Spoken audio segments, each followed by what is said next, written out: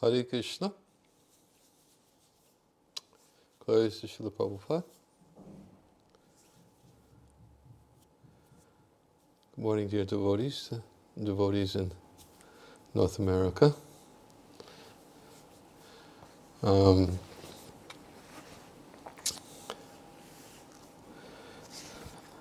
I'm not going to make any announcements. I'm going just to begin class.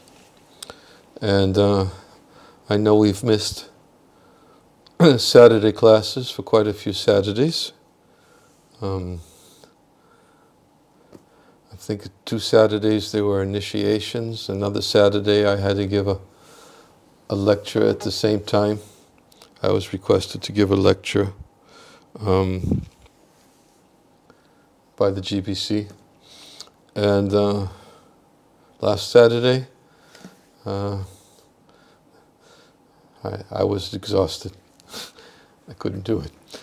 So I think we missed about 4 Saturdays of Brhad Bhagavatamrita classes. And so we'll be spending a little time today possibly reviewing just to bring us up to date so that we can get focused once again on Gopakumar's journey, where he is now in Dwarka, and the encounters that he's had so far since arriving in Dwarka. And it will bring us up to the verse that we will begin on today, which is volume 3, chapter 5, text number 32.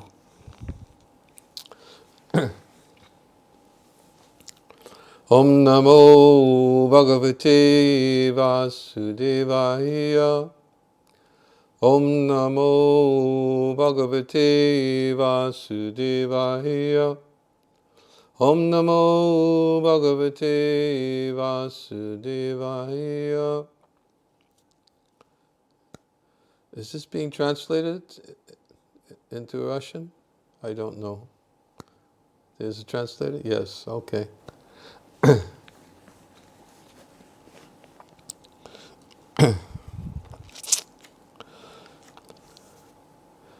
Tadanim evayatoham samyak samyam tato kilam tatra nubhutam vimsham muhura nityan amangshadaha.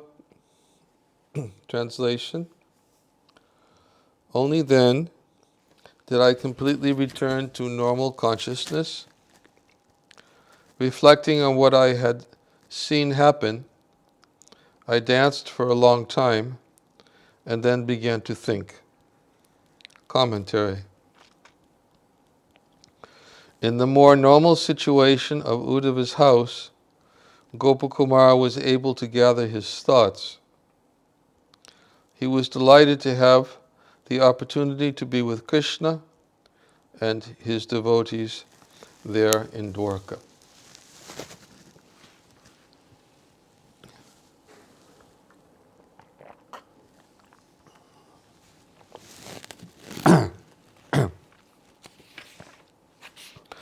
Om Jnana Timarandasya Gyananjana Salakaya Chakshur Unmilitam Dina Tasmai Shri Gurave Namaha Mukam Karoti Vachalam Bhangam Langayate Garim Yat Kripa Tamaham Vande Shri Gurundina Taranam Nama Om Vishnu Padaya Krishna Prestaya Bhutale Shrimate Bhakti Vedanta Swamin Iti Namane Namaste Saraswate Deve Gauravani Pacharine Nirvashesha Shanyavari Pastyachade Shatarane Jai Shri Krishna Chaitanya Prabhu Nityananda Shri Advaita Gadadhar Shivasari Gaura Bhaktavinda Hare Krishna Krishna Krishna Hare Hare Hare Rama Rama Rama Hare Hare.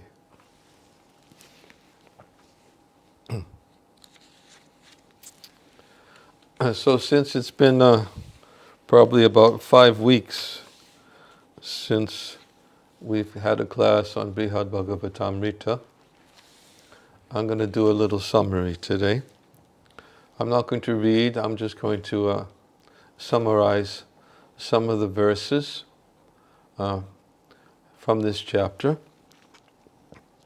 which will bring us up to the verse that we're speaking from today.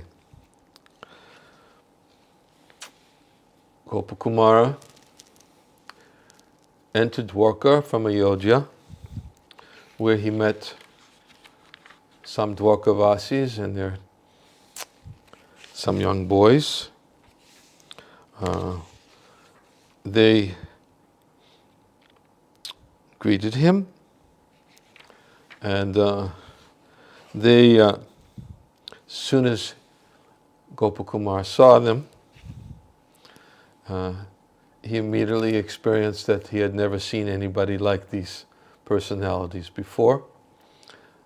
Something about them was the most special, a word that we've repeatedly used throughout these sections of Brhad Bhagavatamrita, that each place had a special flavor, a special attraction, and a special quality that was noticed by Gopakumar amongst the residents. And Gopakumar, immediately when he saw them, he said he's never seen, as he told the Mathura Brahmin, he'd never seen anybody like them before. And he's been in a lot of places, but he had never seen anyone quite like those personalities he had seen when he entered Dwarka. They saw Gopakumar. They were their hearts melted in affection upon seeing him, and they took him by the hand and brought him into the inner precincts of the city.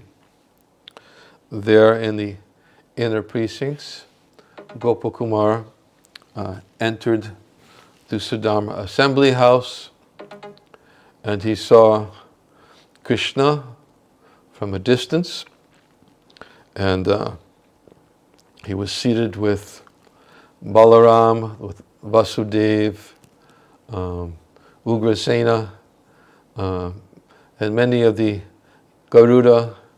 Uddhava was also there, massaging his feet, and he saw Krishna seated amongst them. They all had their individual seats, and naturally, upon seeing Krishna, he became overwhelmed upon seeing his beautiful form, his beautiful features, and he fell down as he has done before, manifesting ecstatic symptoms. He fell on the ground and lost consciousness, and then Uddhava brought him forward and placed his head at the lotus feet of Krishna and touched his head to Krishna's lotus feet.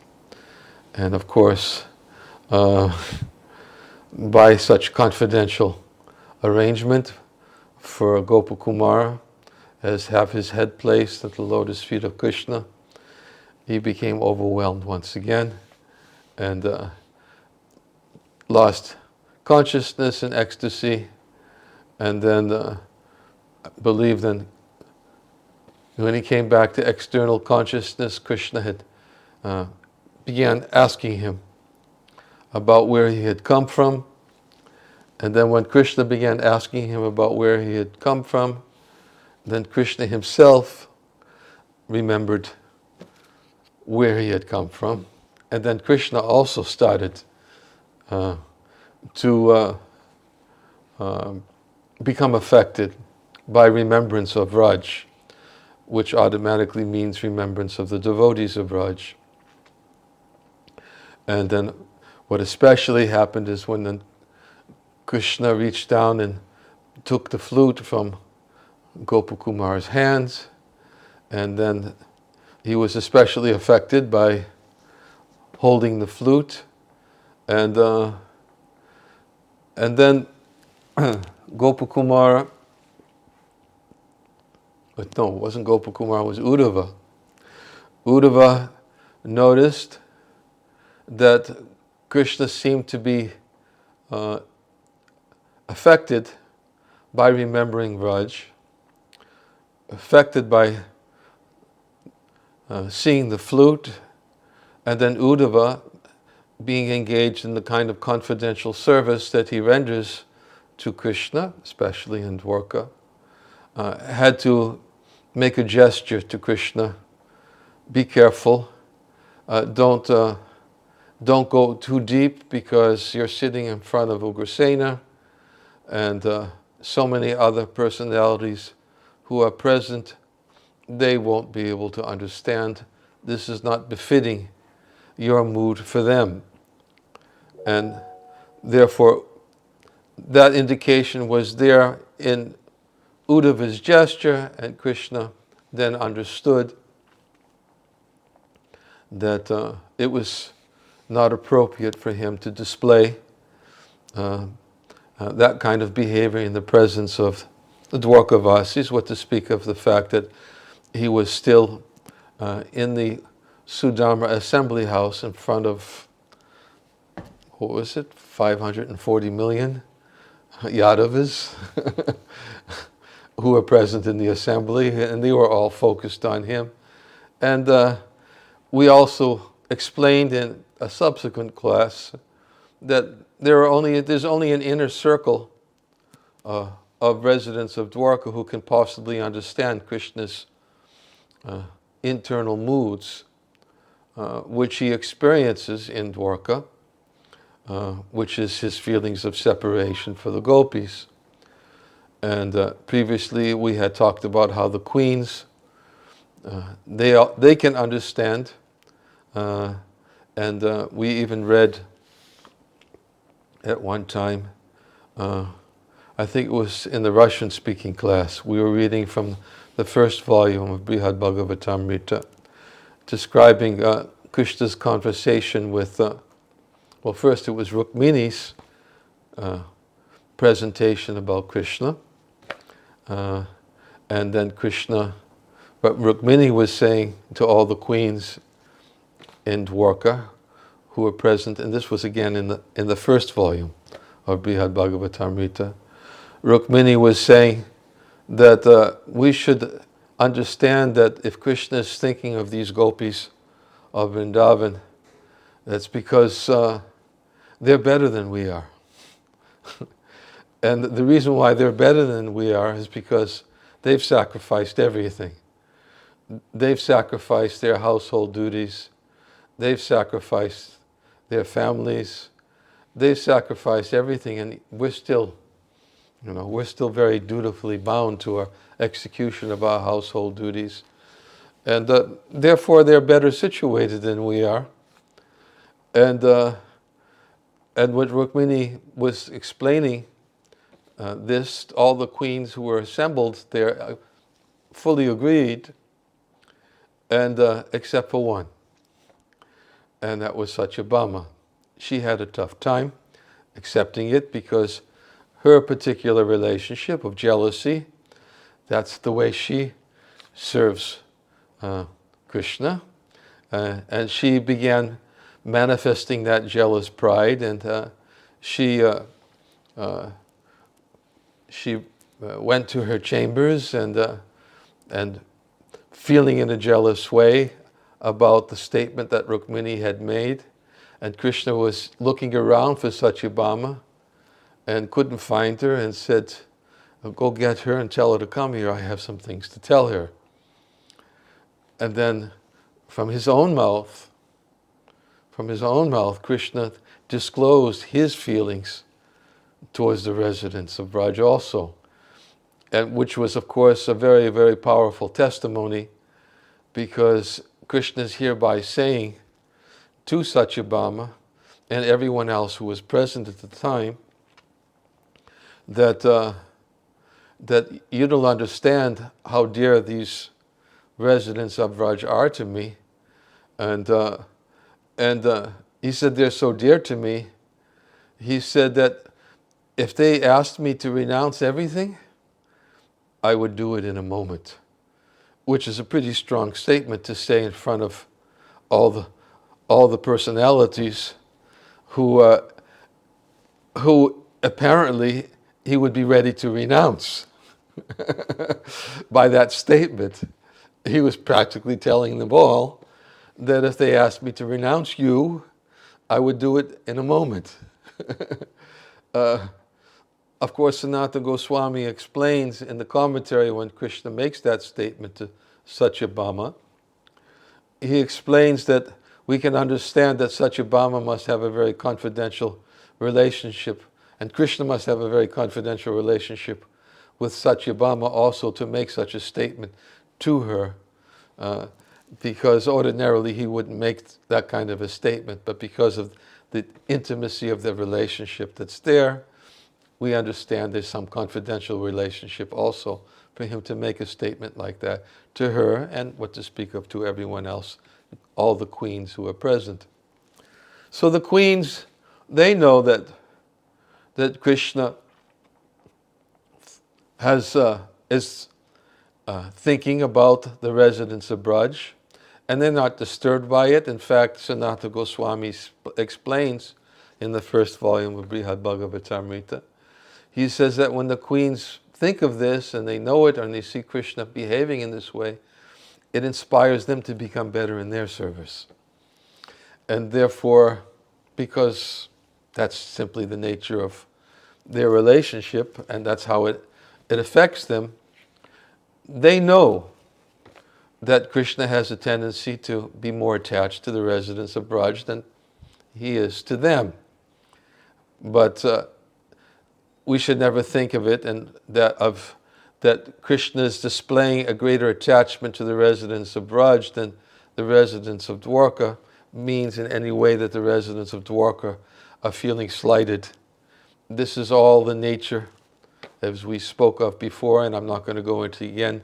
I discussed it in great detail, so I'm not going to go into it again, that they're fully satisfied in their relationship. But most are not aware of it. Balaram's aware of it because Balaram is present in both places, in Dwarka and in Braj. Rohini's aware of it because she's present in both places as well. But most others of the Yadavas, they're not aware of it, and that's why Uddhava is giving a gesture to Krishna as he's starting to lose his external consciousness. Apparently, he's giving a gesture to Krishna like, this is not the place, Krishna. Again, this is not the place. Because not everyone's going to understand this. Some will, but most of the 540 million won't. So therefore Krishna takes the flute, he takes Gopakumar, and in fact he takes Gopakumar by the hand, and he invites him, come with me, and he leaves the Sudama assembly, and then everybody, as Krishna is leaving the Sudama assembly, all the queens are following behind, 16,108 of them. They're following behind him as he's leaving. But at the front is Devaki. She's there, and Rohini, because there's proper etiquette. They're understood or accepted as to be seniors, and the queens, they stand behind. The front is Devaki and Rohini. Krishna leaves, and in the same way that he enters the Sudama assembly house by entering into one body from 16,108 palaces, in the same way Krishna returns to the palaces, and I'm not sure which palace it was that Gopakumar went, but Gopakumar was invited to the palace. I can't remember. Maybe it's mentioned, but somehow I can't remember which palace it was. And then Devaki, and she had prepared Krishna's lunch for him, and Krishna had lost his appetite. He actually didn't want to eat. But he understood that, well, my mother's cooked for me, and because my mother's cooked for me, and why did he lose his appetite? Of course, it's for the same reason. He lost his appetite because he was affected. He was affected by remembrance of the devotees of Brhad, and somehow his meal wasn't so appealing to him. But then he remembered that he should probably accept it, and which he did. And in order to satisfy Gopakumar, he also accepted it because Gopakumar was present and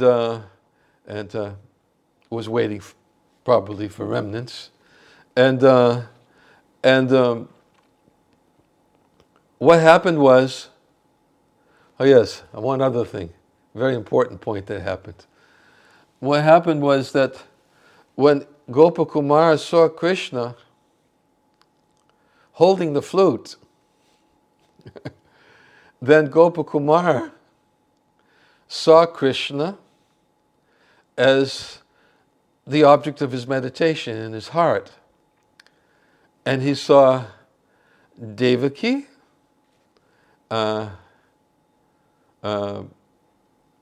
we saw Devaki, I believe he saw Devaki as Radharani, and he saw, Devaki as Yasoda, excuse me. Devaki as Yasoda. And he saw the cowherd boys, the young Dwarka boys, he saw them as cowherd boys. And where is it described? Somebody else he saw.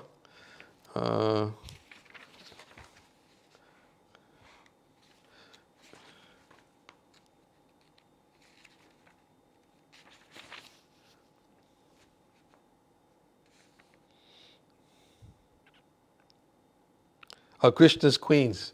He saw the queens, all the queens as the gopis. That's right. He saw all the queens as the gopis. He saw the young boys as cowherd boys. And he saw Devaki as Mother Jasoda. And he was thinking, this is it. Finally. This is everything this is the exact personality with the exact associates, and exactly as I've been meditating, the Lord who's manifest in my heart, I'm here, I'm fully satisfied. Fully satisfied. And then what happened? He lost consciousness again. And he lost consciousness, and then as he explains, then Krishna himself,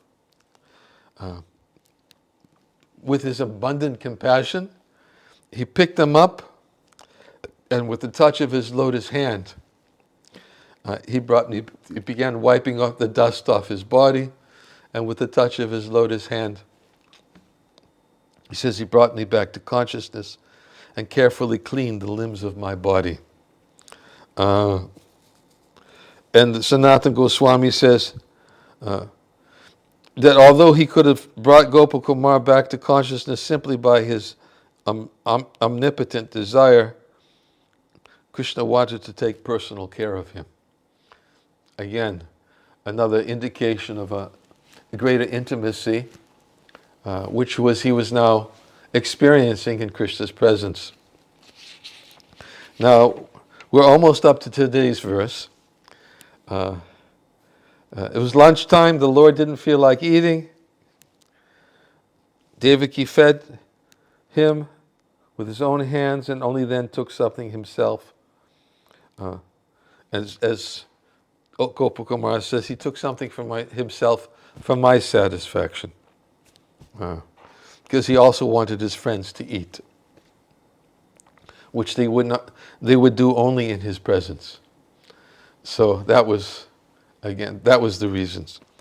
Then the Lord sat his elder brother down within a circle of boys and fed them just as he had before in his childhood pastimes.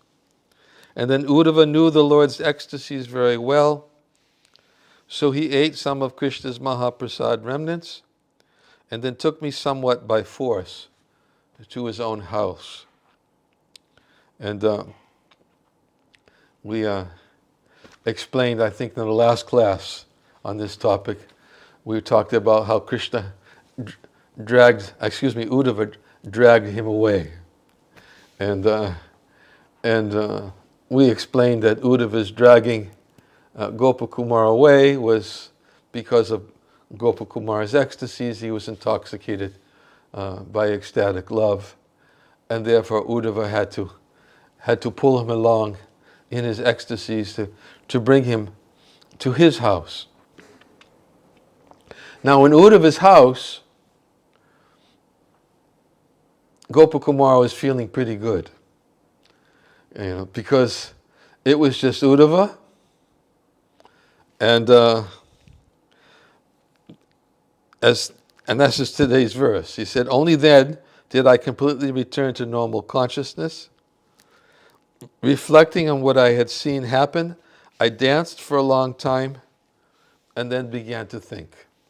So he's reflecting on what he saw.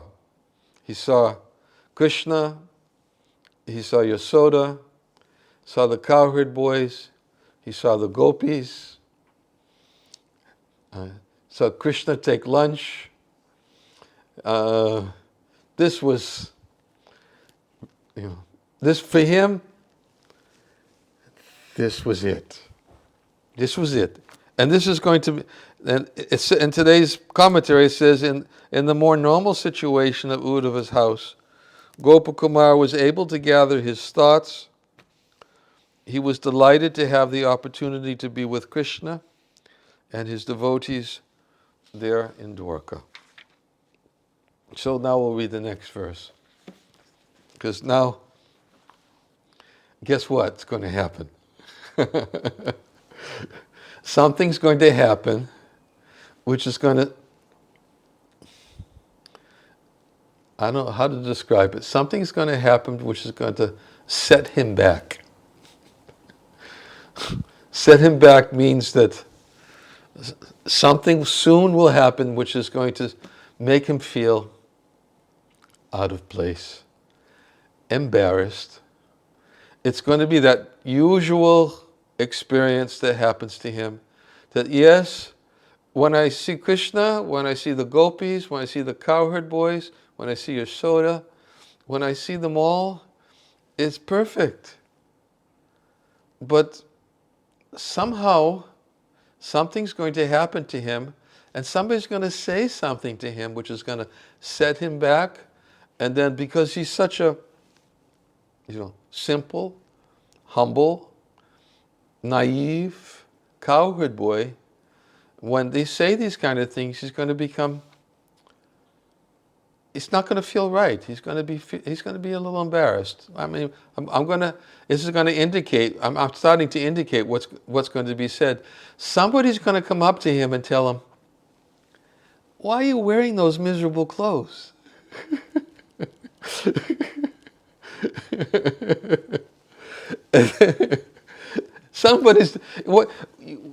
You won't feel the same bliss we feel. Why dress like, we're just like, we want you to feel the same bliss we feel, the same ecstasy. And how are you going to feel it? Like in those miserable clothes, we want to give you something. We want to share the ecstasies we feel. And that's going to set him back. But that's coming up soon.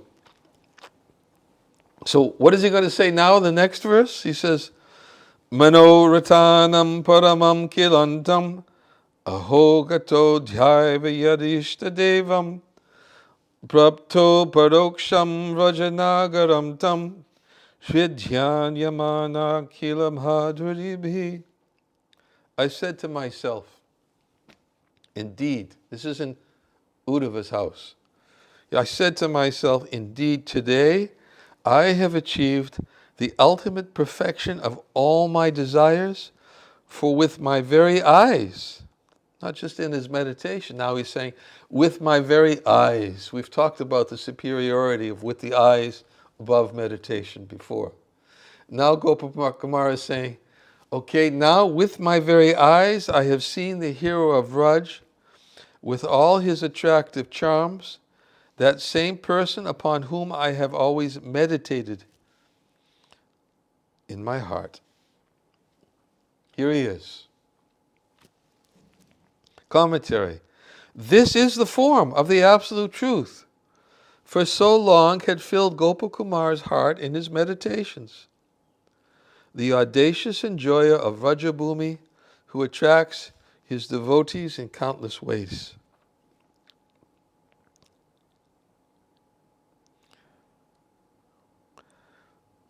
Okay, next verse. Prashta Yudhava Sangatya Swaprabhum Tam Vilokayam Nashakam Harsha Vaivasyat Kinchit Kartum Param Tataha. The next day, I went with Uddhava and saw my Lord, but I was so beside myself with delight that I was unable to do more than that. So here, commentary on this second day. Yes, second day. Yesterday was the first day. This day is the second day. There are days and nights. And on the second day, Gopakumar was still so disoriented by the ecstasy of the new state of affairs that he was unable to render any service other than taking darshan of Krishna. That was all he was able to accomplish. Text 35 and 36. Vichitram tasya karunya param santatam apnuvam vasangs tatra mahananda puran anubhavamiyan tesham nirupanam kartum vacha chitena vajana brahmaya brahmayushapika sakto bhagavad bhaktiman api.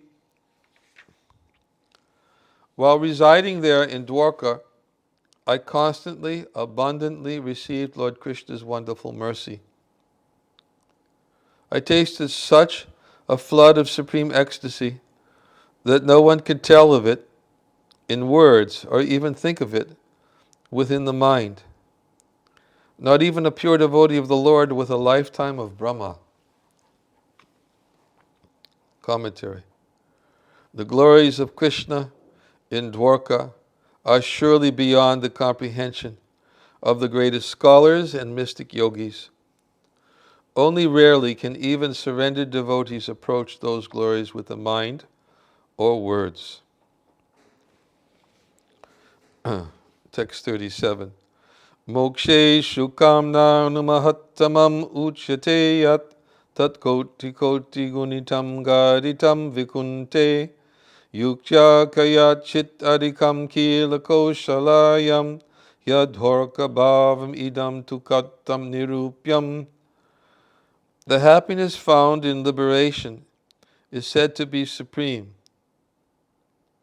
Multiplied many millions of times, it might be said to equal the joy in Vaikuntha. And if any joy still greater can be conceived, it is that which is found in Ayodhya. But the joy born in Dwarka, how can anyone even begin to describe it? Commentary.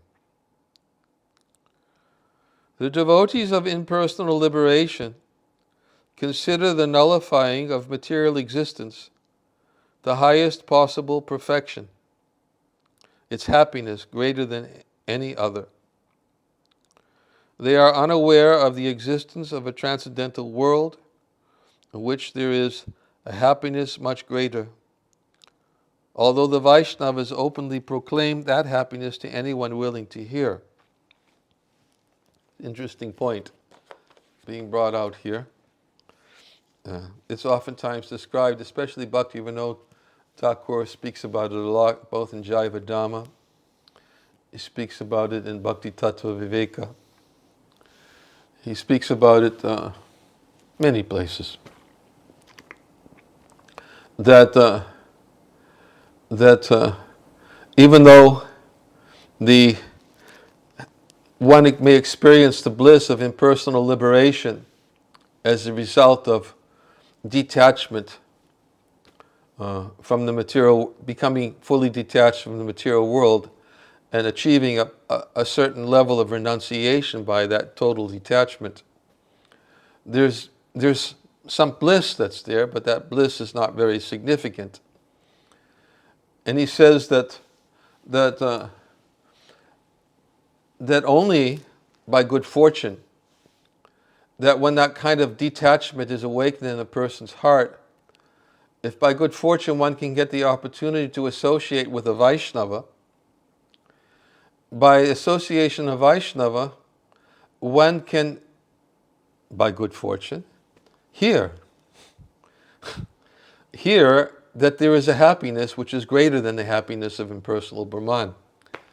And therefore you see in many verses of the Bhagavatam, also not only Bhaktivinoda Thakur, we oftentimes quote that verse from the 5th canto, we quote the verse, the well-known verse from the 1st canto of the Bhagavatam, the Atmarama verse, which describes that such persons, they can experience a pleasure, that Krishna provides a pleasure even greater than the pleasure of the bliss of impersonal Brahman. And the verse in the 5th canto is also describing that, again, that even an impersonalist can give up his attachment to the impersonal conception simply by hearing the description of the glories of Krishna, the Supreme Personality of Godhead. Because the impersonalists, they have no descriptions. They have no narrations. There's no narrations because there's no pastimes, because there's no person.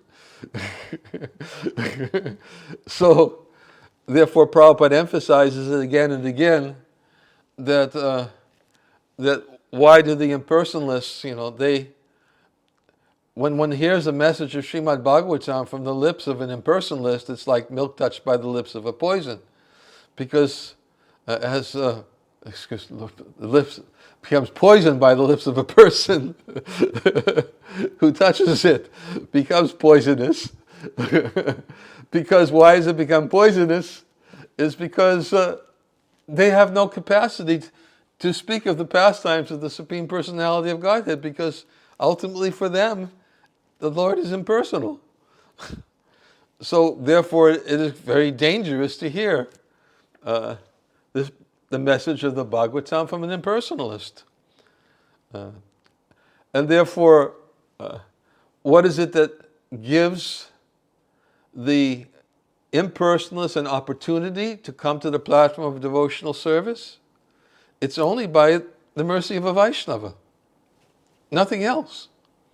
They have no other way to even approach an understanding of the personality of the Supreme Lord than by hearing the glories of that personality from the lips of a Vaishnava, who can instill an attraction to the Lord by, example is given of Shukadeva Goswami, who can make that nectar, make the fruit even sweeter. Even Shukadeva Goswami became attracted to the message of the Bhagavatam. The whole description that we've talked about before, how Shukadeva Goswami went off to the forest, and because he was renouncing everything, but because he heard the descriptions, he became inclined to come back, and to hear the Bhagavatam from Vyasadeva, his father. And he went back to the ashram and heard the Bhagavatam from his father. And the reason why Vyasadeva was so eager to look for Shukadeva Goswami is because he felt there was nobody better to hear the message of Bhagavatam, and therefore he was so eager to find his son and so much distraught that when his son entered the forest, he was calling out for him because he was feeling he was the best person to hear the Bhagavatam from him.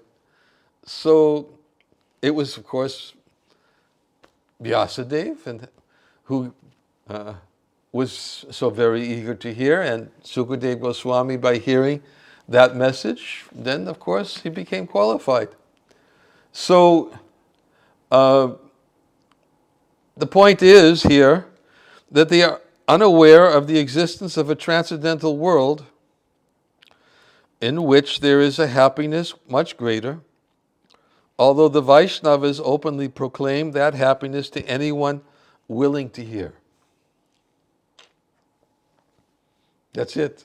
It's the willingness to hear, right? A willingness to hear. Among the Vaishnavas, those with especially fine powers of discrimination know and describe an even greater happiness, which is found in Lord Ramachandra's kingdom of Ayodhya. But no one's power of logic can surmise the super excellent degree of happiness relished by Krishna and his companions in Dwarka. So here, simply moving to greater degrees of happiness which is experienced in the various realms of bliss. Vaikuntha has its own realm of bliss, Ayodhya has its own special realm of bliss, and Dwarka has its own special realm of bliss, which is even greater and can be understood only by those who can see it from outside. By those who are inside, the bliss they experience is the greatest. Which is another indication of what's going to happen to Gopakumar. Because from inside, all the Yadavas, they're convinced that the bliss here is the greatest. There's nothing greater. And my dear young cowherd boy, why deprive yourself of that greatest bliss which we experience here by looking miserable? It's going to make you miserable here. Look like all of us here. And otherwise you're going to become miserable here. And therefore they're going to try to encourage him to experience their bliss. And that's, of course, not going to sit well with Gopakumar. But yet the bliss of Dwarka can't even be described. As we described in the previous verse, even a pure devotee of the Lord within a lifetime of Brahma could not speak about this bliss of Dwarka. So, continuing in the commentary, powerful thinkers have studied the Vedas and pondered the supreme happiness of liberation. But thinkers with still finer intelligence recognize that the happiness of impersonal liberation is nothing but the absence of material misery, and so there must be something greater, namely the happiness of Vaikuntha. They presume, moreover, Presume means that they're projecting that there must be a place like this. So they presume that the ultimate limit of happiness lies in Vaikuntha. Why do they presume that? Because otherwise they would face the logical flaw of an endless regress of different degrees of happiness. See if we can try to describe what this is saying. they presume that there must be a place called Vaikuntha because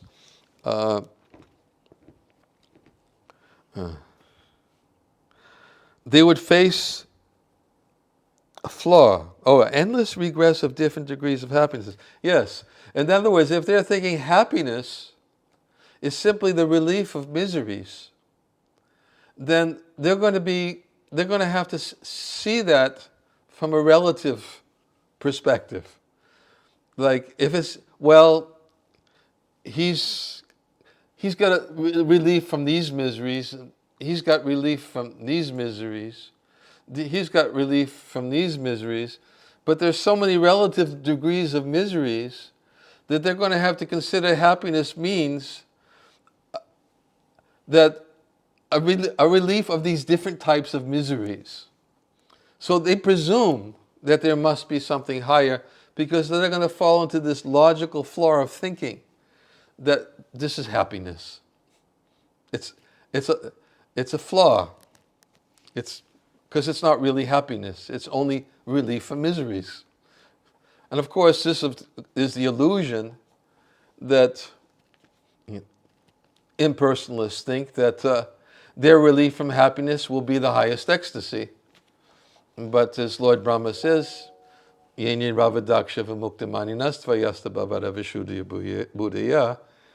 fall down from that position of imagined superiority because they have not yet been able to taste any nectar from Krishna's lotus feet.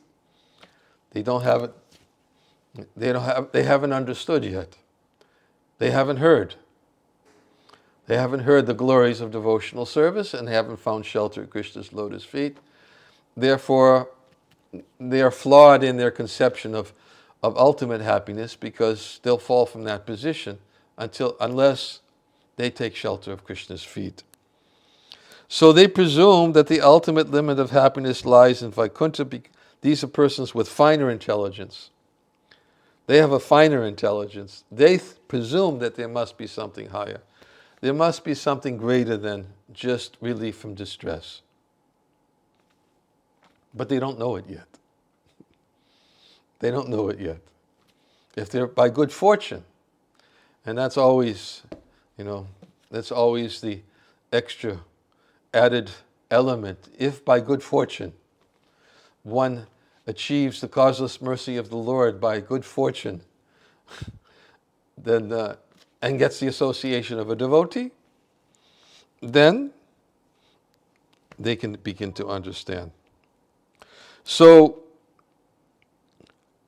be that as it may, in the spiritual abode of a yogi, the Supreme Lord's servants have such exclusive devotion for Him and such determination to satisfy Him with their service that the happiness there is palpably greater than that of Vaikuntha. Okay, now moving up to Ayodhya. Even better, however, is the happiness of Dwarka. No speculator can find a methodology to analyze it. It's very, very strong statement. Mental speculation won't get you there. You'll never be able to approach by, what is that verse? Naham Prakasha Shavasha? No, excuse it, no. Nayam Sukapo Bhagavan Gehinam Gopika Sutta. Yeah. Krishna, the Supreme Personality of Godhead, can only be understood by our Tapiti Deva Buddham Bhuja Dvaya Prasada Lisanagrahita Evihi. Unless one gets a drop of Krishna's mercy, they'll never be able to understand His personality. Even, if they perform great austerities and penances, not by any other way will they be able to understand His personality. They have to get His mercy. And the other verse, Nayam Sukapo Bhagavan Dehinam Gopika Sutta, means that Krishna, the Supreme Personality of Godhead, is accessible only by pure devotional service. He's not accessible by Gyan. He's not accessible by austerities. He's not accessible by any other way. Only by spontaneous devotional service can it be accessible.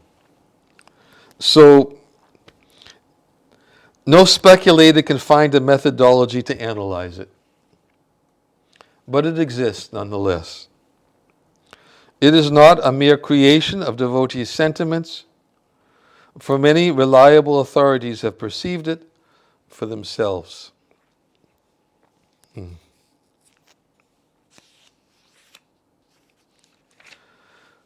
So, I'll do one more verse.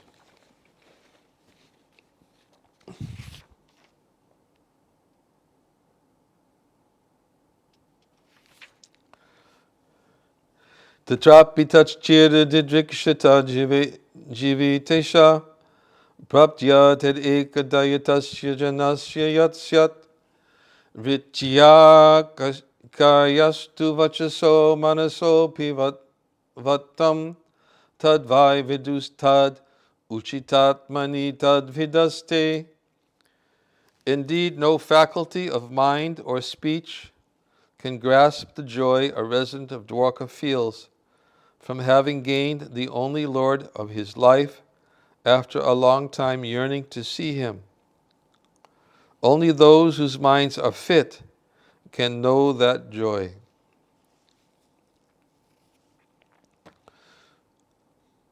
Indeed, no faculty of mind or speech can grasp the joy a resident of Dwarka feels from having gained the only Lord of his life after a long time yearning to see him.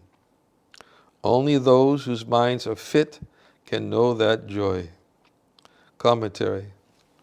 Persons with strong intelligence but weak faith in devotional service to Krishna may doubt whether happiness greater than found in the yoga can exist. But although such doubters may be unable to know the happiness of Dwarka, what right do they have to declare it non-existent?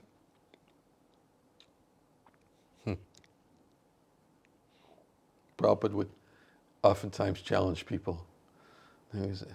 They would say, prove Krishna's the Supreme Personality of Godhead.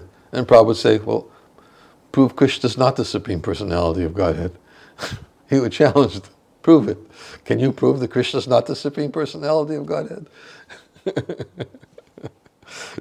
They can't.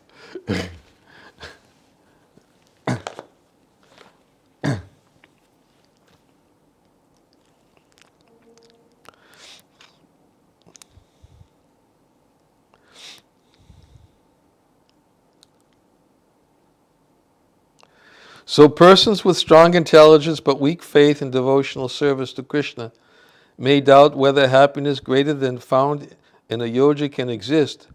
But although such doubters may be able to know the happiness of Dwarka, what right do they have to declare it non-existent? There are other, more qualified persons who know the taste of it. Even though words and the mind can hardly comprehend the transcendental bliss known by the Dwarkavasis, it has been described with logical supporting arguments for the benefit of Krishna's aspiring worshippers to fortify their enthusiasm for unalloyed devotional service. Just as the devotees of Ayodhya taste greater happiness in their intimate moods of service than the Narayana Bhaktas of Vaikuntha, the devotees of Dwarka enjoy happiness still greater because they are personally connected to Krishna in the mood of friendship. And when we extend this thinking a step further, we can understand that the happiness of Goloka, resting as it does on the topmost prema, known only there, is greater still, and no happiness is greater. So this commentary simply again describes the different levels of happiness. To an outside observer, it is understood there is greater degrees of happiness in Vaikuntha, and yet here, the conclusion of this commentary is yet, when one understands the happiness of Goloka as the topmost prema known only there, there's no happiness which is greater. You can't find any happiness which is greater as that which is experienced as Goloka, which we have many times described as a happiness which is indiscernible to the casual eye. Why is it indiscernible? Because it's seen as distress by the separation and the distress of separation which is experienced by the residents of Braj. And that happiness cannot be understood except by experience. And as we've said again about this happiness, is so difficult to describe the happiness of Dwarka. Sanatana Goswami has repeatedly said that the happiness of Goloka cannot be explained by words. It's beyond description, and it can only be understood by experience, as Gopakumar is telling to the Mathura Brahmin again and again and again. That only by experience can it be fully understood. And only can it be fully understood when you see it for yourself, which he's alluding, which is going to be revealed later. He's alluding to the appearance of Chaitanya Mahaprabhu, which will be described later. That if you're fortunate enough to see it in Srimati Radharani, but it's rare. But if you're fortunate enough, if Srimati Radharani comes herself in a form to display this highest ecstasy, the pain of separation, which is experienced by Radharani, and if you're fortunate enough to see it in that form, then you'll also be able to understand. And therefore the whole Chaitanya Charitamrita, of course, not the whole Chaitanya Charitamrita, but the emphasis is given that Lord Chaitanya came to teach this highest ecstasy by displaying it himself. Because therefore he has been recognized as the most merciful incarnation of the Lord by Srila Rupa Goswami, because he came not only to teach with words, but he came to teach by his example, to show what is the greatest ecstasy, what is the highest happiness. And therefore, these things will gradually be revealed by Gopakumar to the Mathura Brahmin, as he will himself hear from both Narada Muni, and he'll soon be hearing from Uddhava, who's going to describe to Gopakumar about these residents of Braj. And he's going to describe to them what they experience, how they feel. And because that's the same thing that experience the Gopakumar is experiencing in his heart, and then Gopakumar is going to understand that, yes, there's something even beyond Dwarka. And he's going to be recommended to go back down to Vraj so that he can experience it and taste it himself in Braj. And he's going to experience it by, again, that feeling of separation. Krishna's going to manifest to him in Govardhan. He's going to manifest himself. He's going to run after Krishna in great feelings of separation, very eager to catch him. And then lose consciousness. He falls down, loses consciousness, in great feelings of separation for Krishna. And then Krishna is going to then bring him back to Goloka from Gokul. And there he will find himself standing or sitting by the gate waiting for Krishna to come back from the forest with his cowherd boyfriends, very eager to see him, seeing the dust from the hooves of the cows appearing before him. And there you see Krishna and Balaram coming back from the forest with his cows and calves, and Gopakumar will be seated there, waiting for him to come. And then what's going to happen? Krishna is going to manifest something that he's never shown before to his dear friend, Gopakumar. We have never seen, we have never seen before, never seen yet, Krishna fully lose consciousness, but he can hear. He can hear. He can fully lose consciousness. He falls on the ground. And then, of course, his friends, they're also wondering, what's happened to Krishna? Who is this person? Is he a demon? Why did Krishna? It all fits in there, but Krishna can do it there because he's in the right place.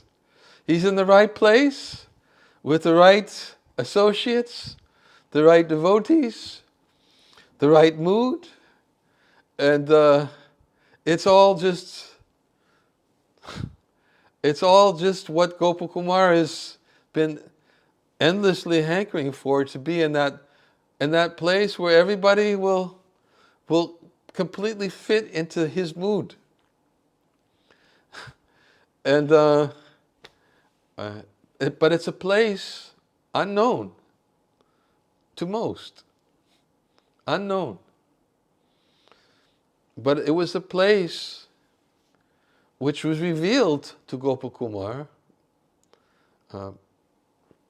by his association with the devotees, and also was revealed by the mercy of his spiritual master within the mantra that Gopakumara had meditated on.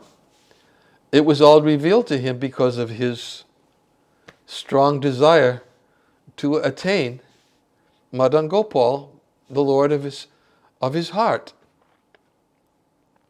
And therefore we see in these verses, we spoke about persons who have finer intelligence, persons who have a desire, who have determination. They're all persons who are becoming increasingly attractive to that form which attracts their heart the most. And they begin to cultivate the desire, that form of the Lord, that form and the pastimes of the Lord which attracts their heart the most. And therefore we just read that, where was it? I'm sorry.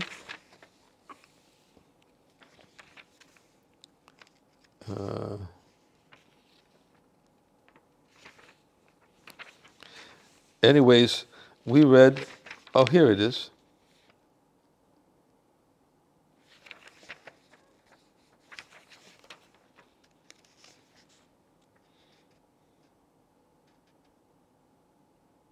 No, that's not it. Where did I see it? Hare Krishna. We just read it. We read it that persons who achieved Dwarka, they achieved by a long life of meditation of that form of the Lord. But I can't find it, but I just read it somewhere. But that's what we read. Because a long lifetime of meditation on that form, they ultimately achieved it as a result of their determination in their lifetime of that meditation, and they achieved the ultimate happiness which they were aspiring for. So that's what they were meditating on, and they achieved that form of the Lord in Dwarka. So the same for those for Gopakumar who meditates on. Oh yes, here it is. I'm sorry. It was text 38. Indeed, no faculty of mind or speech can grasp the joy arising resident of Dwarka feels from having gained the only Lord of his life after a long time yearning to see him. Only those whose minds are fit can know that joy. It was just the verse we just read. I was thinking it was a previous verse. It was the verse we just read. So this is the result of those who meditate on the Lord of Dwarka. And then, of course, when we extend this thinking a step further, we can understand that those who meditate on the Lord of Goloka, they can understand that this is the topmost prema, known only there, and there is no happiness which is greater. So, anyways, I'm trying to get a little bit back into, forgive me, I'm trying to get a little bit back into Brhad Bhagavatamrita. I've also not been reading it for the last 5 weeks. As today was the first day I picked up Brhad Bhagavatamrita for the last 5 weeks. So it's taking me a little bit of time. I've been someplace else. Although I have been reading some other places, but I haven't been in Brhad Bhagavatamrita. I was reading, I've been reading lighter things. I sent away for Chasing Rhinos with the Swami, Volume 3. And it arrived just a few weeks ago. And that's what I've been reading. Chasing Rhinos with the Swami, Volume 3. Shyamasundar Prabhu sent it to India for me. And I've been reading that. And every night before I go to sleep, I read a little bit. And I've also been reading Krishna book. So...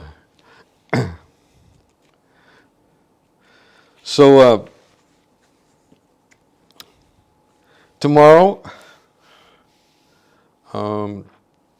we will continue Brhad Bhagavatamrita, hopefully. And we'll continue where we left off. On Sundays, we've been reading from Brhad Bhagavatamrita, Volume 1. And we've been reading from Chapter 7, Volume 1, I believe.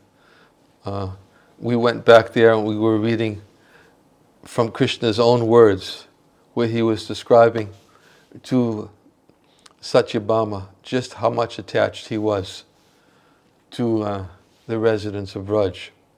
And we didn't finish that yet. So that's what we'll be reading tomorrow from Chapter 7, Volume 1. And we'll continue that and we'll finish it. And then we'll come back to where we are in Volume 5. I'm going to end here. I'm not going to chant any japa today. We started a little bit later. Class, when the clocks change, class begins at 4:45 p.m. India time, and which is 7:15 a.m. Eastern Standard Time in United States, and it is 2:15 p.m. Moscow time, 2:15 p.m. Kiev time, same time. That's on Saturday. And on Sunday, class begins same time, 10 a.m. Indian Standard Time, which I guess is 7:30 a.m. Moscow time, 7:30 a.m. Kiev time, it's probably 12:30 a.m. Eastern Standard Time. I don't expect anybody to be up for class tomorrow. I thought I should make that announcement because there was some confusion today. I should have started at 4:45 p.m., but I was told that only 20 people were there. So I thought maybe we should start a little bit later, an hour later, which is what we did today. But starting next week, we will start at 4:45 p.m. India Standard Time. Thank you very much. Next week will be initiation. Now, initiation is on Monday, Ram Navami, April 10th. That's initiation for devotees in North America, April 10th, and it will be at 9 a.m. on Monday, not this coming Monday, April 10th, following Monday, 9 a.m. Eastern Standard Time, which I guess is, I don't know what time that is, India time. I guess I'll find out. 6:30 p.m.? 6:30 p.m. India Standard Time. And that's on Monday, April 10th, but next Saturday it will be at 4:45 p.m. India Standard Time. Thank you very much. We'll end here. All glories to Srila Prabhupada. Jai Shri Krishna Chaitanya Prabhu Nityananda Shri Advaita Gadadhar Shivasadi Gaura Bhaktivinda. Hare Krishna, Krishna Krishna, Hare Hare, Hare Rama, Rama Rama, Hare Hare. Hare Krishna, Krishna Krishna, Hare Hare, Hare Rama, Rama Rama, Hare Hare. Hare Krishna, Krishna Krishna, Hare Hare, Hare Rama, Rama Rama, Hare Hare. Jai, glories to Srila Prabhupada ki jai.